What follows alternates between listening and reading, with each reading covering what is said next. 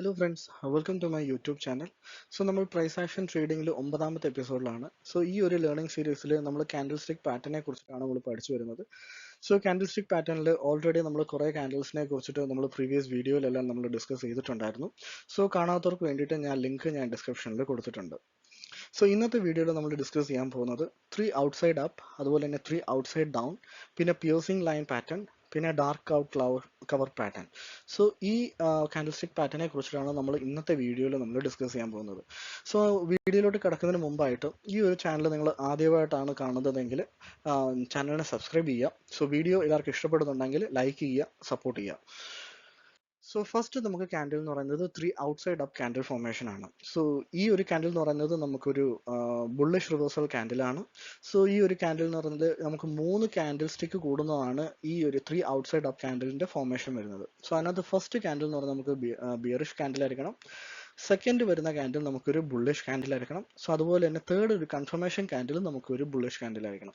So ഇങ്ങനത്തെ ഒരു 3 candle സ്റ്റിക്കിന്റെ ഒരു ഫോർമേഷൻ ആണ് നമുക്ക് 3 ഔട്ട്സൈഡ് അപ്പ് ക്യാൻഡിൽ ഫോർമേഷൻ എന്ന് പറഞ്ഞത്.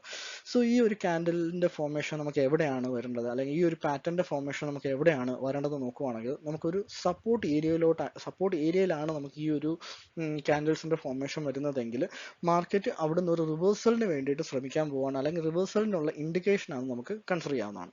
സോ ഒരു മാർക്കറ്റ് ഒരു ഡൗൺവേർഡ് ട്രെൻഡിങ് മാർക്കറ്റിൽ സോ ഈ ഒരു സപ്പോർട്ട് ഏരിയയുടെ അടുത്തായിട്ട് ഈ ഒരു ക്യാൻഡിലിന്റെ ഫോർമേഷൻ വന്നു. സോ ഫസ്റ്റ് നമുക്കൊരു ഒരു ബിയറിഷ് ക്യാൻഡിൽ വന്നു. ബിയറിഷ് ക്യാൻഡിൽ എന്ന് വെച്ചാൽ അവിടെ സെല്ലേഴ്സിനെയാണ് സൂചിപ്പിക്കുന്നത്. അതുപോലെ തന്നെ സെക്കൻഡ് ഫോം ചെയ്യുന്ന ഒരു ക്യാൻഡിൽ നമുക്കൊരു സ്ട്രോങ് ആയിട്ടുള്ള ഒരു ബുള്ളിഷ് ക്യാൻഡിൽ ആയിരിക്കും.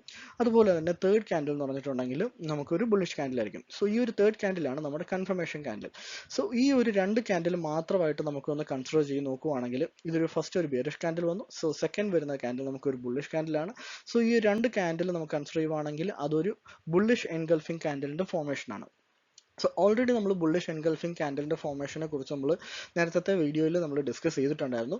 സോ കാണാത്തവർക്ക് വേണ്ടിയിട്ട് ഞാൻ പ്ലേലിസ്റ്റ് ഡിസ്ക്രിപ്ഷനിൽ ആഡ് ചെയ്തിട്ടുണ്ട്. സോ അതിനകത്ത് നമ്മൾ നേരത്തെ കവർ ചെയ്ത ക്യാൻഡിൽസിന്റെ പാറ്റേണിനെ കുറിച്ചിട്ടുള്ള വീഡിയോസ് നിങ്ങൾക്ക് ആ പ്ലേലിസ്റ്റിൽ നിന്ന് കാണാൻ സാധിക്കുന്നതായിരിക്കും. ഓക്കെ, സോ അതിനകത്ത് നമ്മൾ ഓൾറെഡി പറഞ്ഞിട്ടുണ്ടായിരുന്നു നമുക്കൊരു തേർഡ് ഒരു കൺഫർമേഷൻ ക്യാൻഡിലും കൂടെ കൺസിഡർ ചെയ്തിട്ട് നമുക്ക് ഒരു എൻട്രി എടുക്കാവുള്ളൂ എന്നുള്ളത്.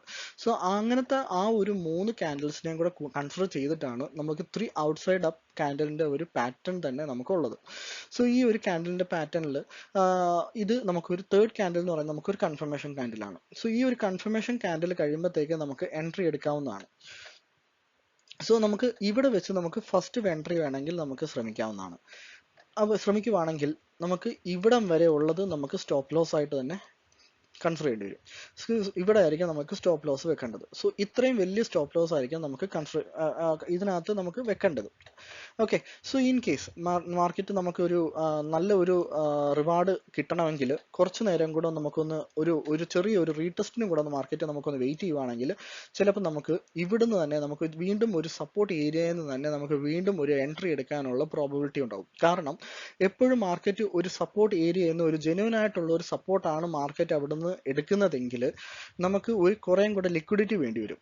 കാരണം ഒരു മാർക്കറ്റിനെ ഒരു അപ്വേർഡ് ട്രെൻഡിലോട്ട് കൺവേർട്ട് ചെയ്ത് മാർക്കറ്റ് ഒരു ബിയറിഷ് സെന്റിമെന്റിൽ നിന്ന് മാർക്കറ്റിനെ ഒരു അപ്വേർഡ് ട്രെൻഡിലോട്ട് പോകണമെങ്കിൽ ഇവിടെ വീണ്ടും നമുക്ക് കുറേ ലിക്വിഡിറ്റിയും കൂടെ എടുത്താൽ മാത്രമേ മാർക്കറ്റ് നല്ല രീതിയിൽ നല്ല ഒരു മൊമെന്റത്തോട് കൂടി നമുക്ക് അപ്വേർഡ് ട്രെൻഡിൽ നമുക്ക് കിട്ടത്തുള്ളൂ.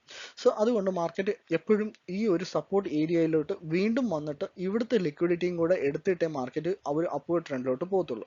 സോ അതുകൊണ്ട് തന്നെ മാർക്കറ്റ് ഇങ്ങനത്തെ ഒരു ക്യാൻഡിലിന്റെ ഫോർമേഷൻ വന്നിട്ടുണ്ടെങ്കിൽ നമുക്ക് ഒരു കൺഫേം ചെയ്യാം മാർക്കറ്റ് റിവേഴ്സലിന് വേണ്ടിയിട്ടാണ് എന്നുള്ളത്. സോ നെക്സ്റ്റ് എന്നുള്ളത് നമുക്ക് വെയിറ്റ് ചെയ്തിരിക്കുക ഒരു റീടെസ്റ്റിന് വേണ്ടിയിട്ട്. സോ റീടെസ്റ്റിന് വേണ്ടിയിട്ട് ഇവിടെ നമുക്കൊരു റീടെസ്റ്റ് കിട്ടുവാണെങ്കിൽ നമുക്ക് ചെറിയൊരു റിസ്കിൽ തന്നെ മിനിമം റിസ്കിൽ തന്നെ നമുക്ക് നല്ല ഒരു റിവാർഡ് നമുക്ക് ഇതിനകത്തുനിന്ന് ക്യാപ്ചർ ചെയ്യാൻ പറ്റും. സോ ഒന്നെങ്കിൽ മാർക്കറ്റ് ഈ ഒരു സപ്പോർട്ട് ഏരിയ വരെ നമുക്ക് വെയിറ്റ് ചെയ്യാം, അല്ലെങ്കിൽ ഇവിടെ നോക്കുവാണെങ്കിൽ നമുക്ക് ഒരു ഗ്യാപ്പ് ഉണ്ട്. സോ ഇന്ന് ഓൾറെഡി നമ്മൾ 3 ക്യാൻഡിൽ സ്റ്റിക്കിനെ കുറിച്ചാണ് പഠിക്കുന്നത്.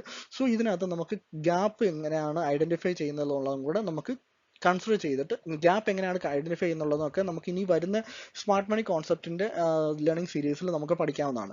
സോ ഈ 3 ക്യാൻഡിൽ സ്റ്റിക്ക് ആയതുകൊണ്ട് തന്നെ നമുക്ക് ഗ്യാപ്പ് എവിടെയെങ്കിലും ഉണ്ടെങ്കിൽ അത് ഐഡന്റിഫൈ ചെയ്തിട്ട് ഗ്യാപ്പിന്റെ അവിടെ നിന്നാണെങ്കിലും നമുക്ക് എൻട്രി എടുക്കാം. സോ അതുകൊണ്ട് തന്നെ ഇപ്പൊ നോക്കുവാണെങ്കിൽ ഇൻ കേസ് ഇതൊക്കെ ഞാൻ മായ്ച്ചു കളയാം.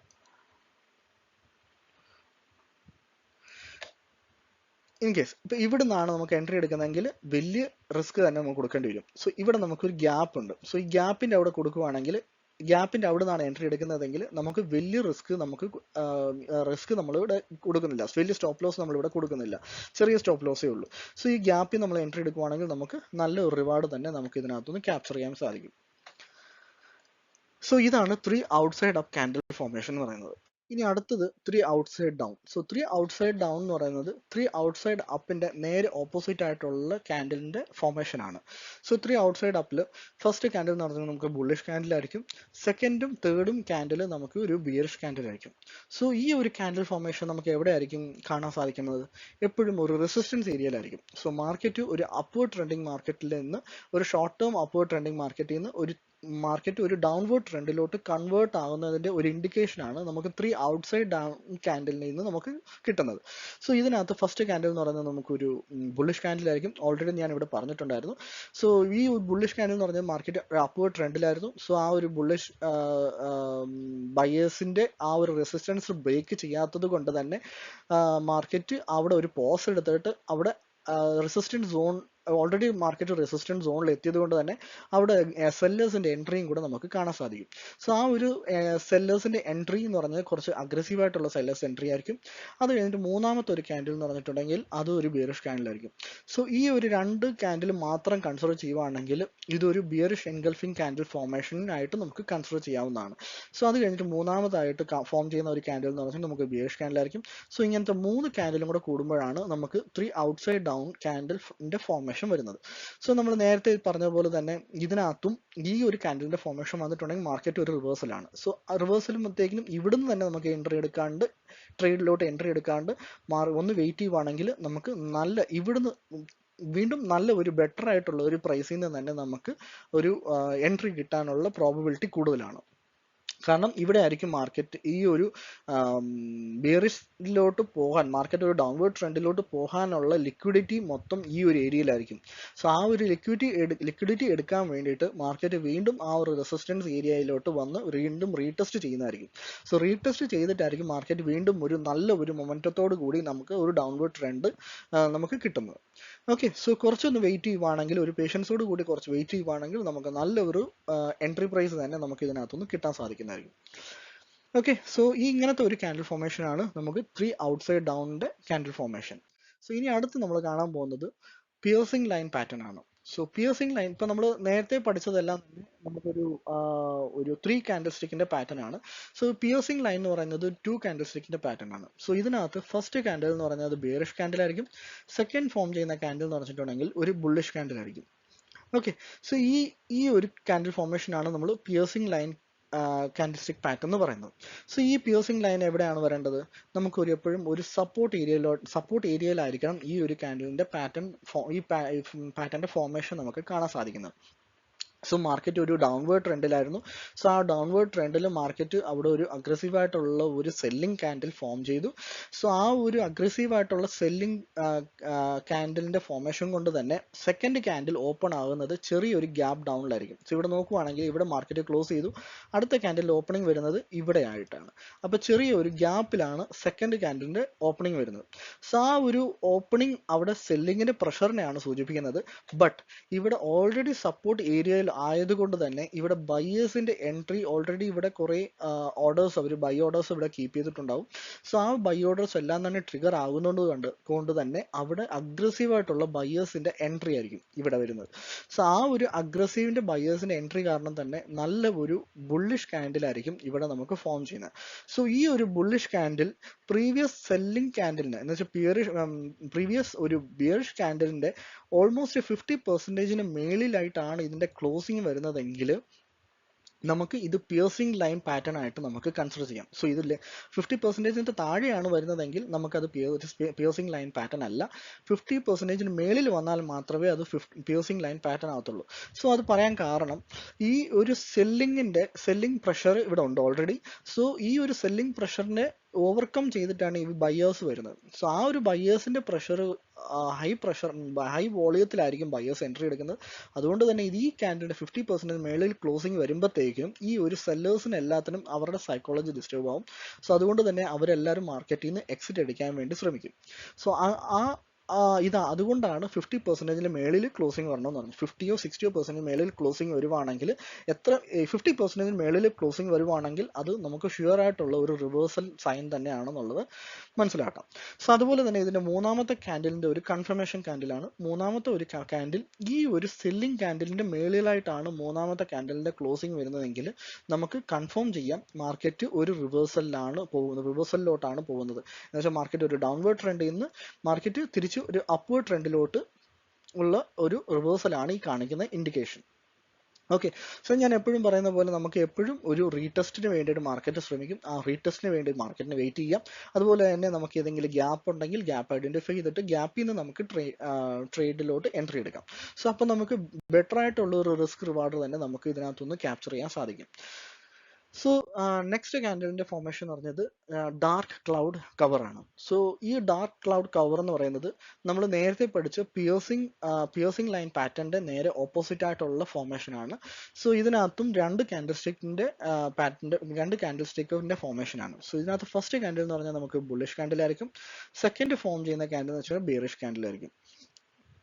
സോ ഈ ഒരു ക്യാൻഡലിന്റെ ഫോർമേഷൻ നമുക്ക് എവിടെയായിരിക്കും കാണാൻ സാധിക്കുന്നത്? ഒരു റെസിസ്റ്റൻസ് ഏരിയയിലായിരിക്കും. സോ ആ ഒരു റെസിസ്റ്റൻസ് ഏരിയയിൽ മാർക്കറ്റ് അഗ്രസീവ് ആയിട്ടുള്ള ഒരു ബയേഴ്സ് ഉണ്ടാവും. ആ ഒരു ബയിങ് പ്രഷർ കൊണ്ട് തന്നെ മാർക്കറ്റ് ചെറിയ ഒരു ഗ്യാപ്പ് അപ്പിലായിരിക്കും നെക്സ്റ്റ് ക്യാൻഡിൽ ഓപ്പൺ ചെയ്യുന്നത്.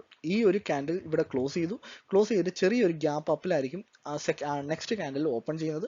ഓപ്പൺ ചെയ്തിട്ട് മാർക്കറ്റ് അവിടുന്ന് ഒരു ബിയറിഷ് ക്യാൻഡിലായിരിക്കും ഫോം ചെയ്യുന്നത്. സ്ട്രോങ് ആയിട്ടുള്ള ഒരു ബിയറിഷ് ക്യാൻഡിലായിരിക്കും ഫോം ചെയ്യുന്നത്. അത് എന്തുകൊണ്ടാന്ന് വെച്ചിട്ടുണ്ടെങ്കിൽ ഈ ഒരു ബയേഴ്സിന്റെ ഓൾറെഡി ബൈയിങ് പ്രഷർ ഇവിടെ ഉണ്ടായിരുന്നു. ബട്ട് അതിന്റെ മേളിലായിരുന്നു ഇവരുടെ റെസിസ്റ്റൻസ് ഏരിയയിൽ സെല്ലിങ്ങിന്റെ പ്രഷർ ഈ ബൈയിങ് പ്രഷറിനെക്കാട്ടിലും കൂടുതലായിരുന്നു. സോ അതുകൊണ്ട് തന്നെ മാർക്കറ്റ് ഒരു അപ്വേർഡ് ട്രെൻഡിലോട്ട് പോകാണ്ട് മാർക്കറ്റ് ഒരു റിവേഴ്സലിന് വേണ്ടിയിട്ട് അവിടെ ശ്രമിച്ചത്. സോ അത് റിവേഴ്സലിന് വേണ്ടി ശ്രമിച്ചു. അവിടെ ഒരു നല്ല സ്ട്രോങ് ആയിട്ടുള്ള ഒരു സെല്ലിംഗ് ക്യാൻഡിൽ ഫോം ചെയ്തു. അത് മാത്രമല്ല ഈ ഫസ്റ്റ് ഫോം ചെയ്ത ബൈയിങ് ക്യാൻഡിലിന്റെ 50% താഴെയായിട്ടാണ് അതിന്റെ ക്ലോസിംഗ് വന്നേക്കുന്നത്. സോ ഈ ഒരു ബൈയിങ് ചെയ്ത എല്ലാവർക്കും തന്നെ ഈ ഒരു ക്യാൻഡിൽ ഇങ്ങനെ ക്ലോസ് ചെയ്യുന്നത് കാണുമ്പോൾ തന്നെ അവർക്ക് ടെൻഷൻ ആവും. സോ അതുകൊണ്ട് തന്നെ മാർക്കറ്റ് അവർ ഇവിടുന്ന് എക്സിറ്റ് അടിച്ചിട്ട് ആ ഒരു കിട്ടിയ പ്രോഫിറ്റിൽ അവർ എക്സിറ്റ് അടിക്കും. അല്ലെങ്കിൽ ഈ നെക്സ്റ്റ് ക്യാൻഡിൽ ഫോം ചെയ്യുന്നതോടുകൂടി നെക്സ്റ്റ് ഒരു കൺഫർമേഷൻ ക്യാൻഡിൽ ഫോം ചെയ്യുന്നതോടുകൂടി ഇവരുടെ എല്ലാവരുടെയും സ്റ്റോപ്പ് ലോസ് ഇവിടെ നിന്ന് ചിലപ്പം ഹിറ്റ് ചെയ്യാനുള്ള പ്രോബബിലിറ്റിയും കൂടുതലാണ്.